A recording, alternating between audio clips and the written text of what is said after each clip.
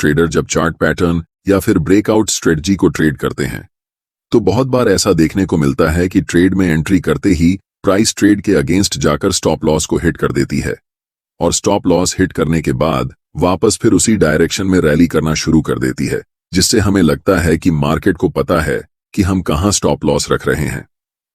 इसीलिए price stop loss hit करके फिर वहीं से वापस टारगेट की तरफ जाने लगती है। यह सब देखकर हमें बहुत बुरा लगता है। इस वीडियो में हम जानेंगे कि ट्रैप ट्रेडिंग क्या होती है, ट्रैप ट्रेडिंग को कैसे आइडेंटिफाई कर सकते हैं और वीडियो के अंतिम हिस्से में हम एक ऐसी स्ट्रेटजी शेयर करेंगे जिससे आप ट्रैप ट्रेडिंग से प्रॉफिट बना सकते हैं। इस वीडियो का सबसे इंपॉर्टेंट हिस्सा है ट्रैप ट्रेडिंग को आइडेंटिफाई करना, जो ज्यादातर ट्रेडर्स नहीं जानते हैं। इस कारण ज्यादातर समय ऐसे ट्रेडर्स का स्टॉप लॉस हिट हो जाता है।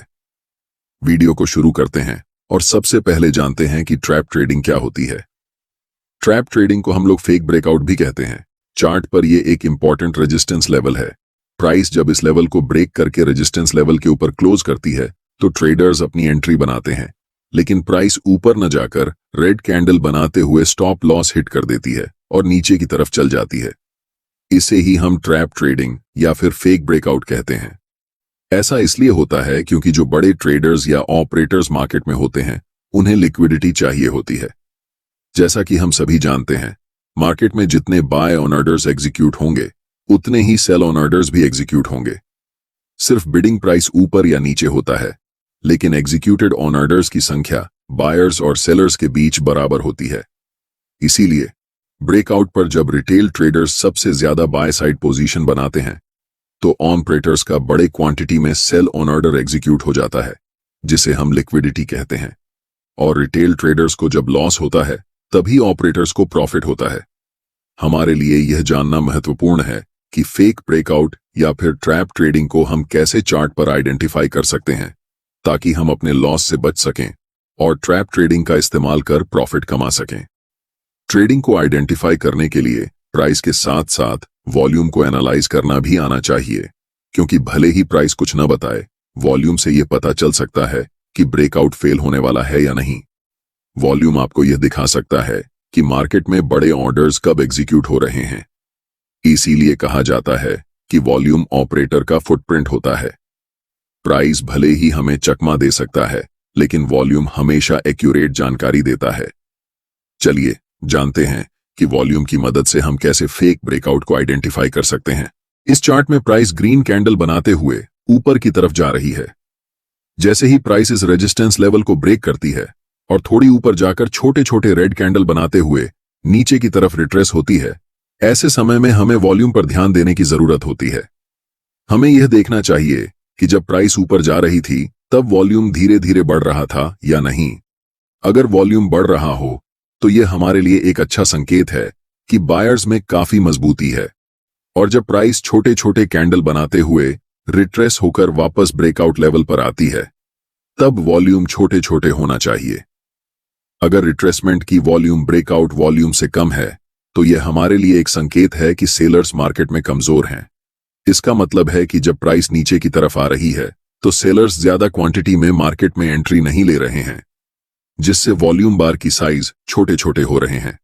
रिट्रेसमेंट के बाद जब प्राइस बड़े ग्रीन कैंडल बनाते हुए रिसेंट हाई को ब्रेक करके स्विंग हाई के ऊपर क्लोज करती है और इस ब्रेकआउट कैंडल की वॉल्यूम रिट्रेसमेंट कैंडल के वॉल्यूम से ज्यादा होती है, तो यह हमारे लिए एक परफेक्ट सेटअप होता है जहां हम बाय पोजीशन बना सकते हैं।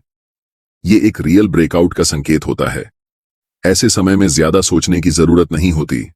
हमें बाय पोजीशन में एंट्री लेकर अच्छे रिस्क रिवॉर्ड के साथ प्रॉफिट बनाना चाहिए। जैसा कि हम सभी जानते हैं, कोई भी सेटअप 100% विन रेट के साथ परफेक्ट नहीं होता, लेकिन ज्यादातर समय ऐसे ब्रेकआउट हमें टारगेट अचीव करवाते हैं। अब हम जानते हैं कि फेक ब्रेकआउट को कैसे आइडेंटिफाई करेंगे। जब प्राइस रेजिस्टेंस लेवल को ब्रेक करके ऊपर क्लोज करती है और कुछ कैंडल बनाती है तब हमें वॉल्यूम धीरे धीरे बढ़ते हुए दिखाई देता है, लेकिन जब प्राइस रिट्रेसमेंट के लिए नीचे आती है और ब्रेकआउट लेवल के नीचे जाकर क्लोज होती है, ऐसे समय में हमें अलर्ट हो जाना चाहिए, क्योंकि यह ब्रेकआउट फेल होने की पहली निशानी है। जैसे ही हम रिट्रेसमेंट कैंडल के वॉल्यूम पर नजर डालते हैं, हमें सारे वॉल्यूम बार बड़े बड़े दिखाई देते हैं, जिसका मतलब होता है कि सेलर्स इस समय मजबूत हैं और बड़े क्वांटिटी के साथ मार्केट में एंट्री ले रहे हैं। वापस जब छोटे छोटे ग्रीन कैंडल बनाते हुए प्राइस ऊपर की तरफ जाने लगती है और वॉल्यूम का साइज रेड वॉल्यूम बार से छोटा होने लगता है, तो ये कंफर्म करता है कि बायर्स अब कमजोर हो चुके हैं। ऐसे समय में हमें स्विंग लो को मार्क करना होता है। जैसे ही प्राइस बड़े रेड कैंडल के साथ इस स्विंग लो को ब्रेक करके नीचे क्लोज होती है और इस कैंडल की वॉल्यूम पिछले कुछ कैंडल से ज्यादा होती है, तब यह हमारे लिए एक परफेक्ट संकेत होता है कि यहां ब्रेकआउट फेल हो चुका है। इस स्थिति में हम सेल साइड में एंट्री लेकर प्रॉफिट बना सकते हैं। लेकिन जब आप रियल मार्केट में ट्रेड करेंगे तो आपको ऐसे परफेक्ट सेटअप नहीं दिखेंगे। यहां हमने परफेक्ट सेटअप दिखाकर आपको समझाने की कोशिश की है। अब आपको यह पता होना चाहिए कि हर समय ब्रेकआउट फेल नहीं होते हैं, इसलिए यह जानना जरूरी है कि हमें ट्रैप ट्रेडिंग में कब एंट्री लेनी है और कब नहीं। मार्केट में कुछ ऐसे लेवल्स होते हैं जहां ज्यादातर समय फेक ब्रेकआउट देखने को मिलता है। पहला, प्रीवियस डे हाई लेवल या फिर प्रीवियस डे लो लेवल। उदाहरण के लिए प्रीवियस डे हाई एक इंपॉर्टेंट लेवल है और प्रीवियस डे लो भी एक इंपॉर्टेंट लेवल है। नेक्स्ट, जब भी प्राइस किसी एक लेवल को डायरेक्ट ब्रेक करती है तो हमें फेक ब्रेकआउट देखने को मिलता है। दूसरा, करंट डे हाई और करंट डे लो लेवल को जब प्राइस डायरेक्ट ब्रेक करती है तब हमें फेक ब्रेकआउट देखने को मिलता है। और तीसरा इंपॉर्टेंट, साइकोलॉजी लेवल पर। अब आपके मन में यह सवाल आ रहा होगा कि साइकोलॉजी लेवल कौन कौन से होते हैं। साइकोलॉजी लेवल मतलब एक राउंड फिगर। उदाहरण के लिए निफ्टी अभी 25,000 के आसपास चल रहा है, तो 25,000 लेवल, 24,000 लेवल या फिर 24,500 या 25,500 लेवल्स को साइकोलॉजी लेवल कहते हैं, जहां पर ज्यादातर समय आपको पहला फेक ब्रेकआउट देखने को मिलता है। मैं आपको एक टिप देता हूं जिसे ट्रैप ट्रेडिंग में एंट्री करने से पहले ध्यान में रखना चाहिए।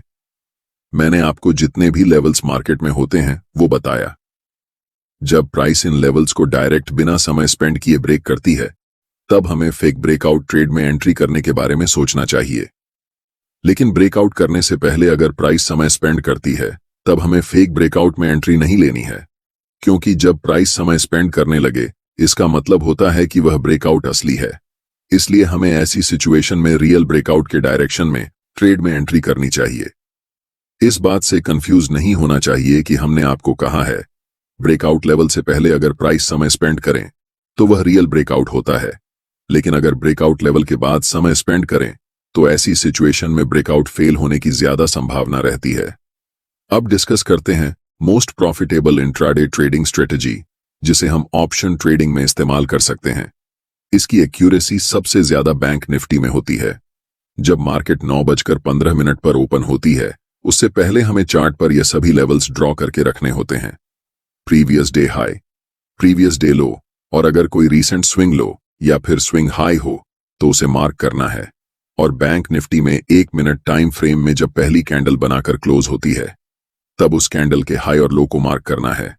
या फिर अगर लगातार एक ही कलर की कैंडल बन रही हैं तो हमें उन सभी कैंडल्स का ग्रुप बनाकर उनके हाई और लो को मार्क करना है। अगले टाइम जैसे ही पहली कैंडल या फिर ग्रुप ऑफ कैंडल्स के लो को ब्रेक करके अगली कैंडल एक बड़ी बुलिश ग्रीन कैंडल बनती है, वह कैंडल चाहे हैमर कैंडल हो या फिर इंगुल्फिंग कैंडल हो या फिर मॉर्निंग स्टार कैंडल हो, कोई भी स्ट्रॉन्ग बुलिश कैंडल देखने को मिले तब हमें बाय साइड में ट्रेड एंट्री करनी चाहिए।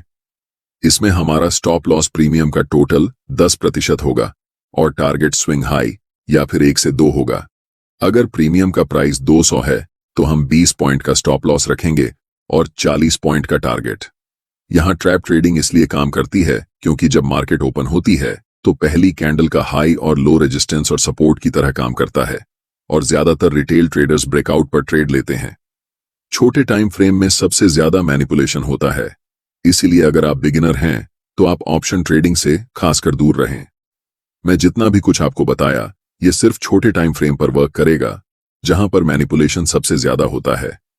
अगर आपको नॉर्मली ब्रेकआउट पर ट्रेड करना है तो आपको अपनी कैंडल का टाइम फ्रेम मिनिमम 1 आवर रखना होगा। जितना ज्यादा आप टाइम फ्रेम बढ़ाएंगे आपकी एक्यूरेसी उतनी ही अच्छी होगी। इस वीडियो में इतना ही।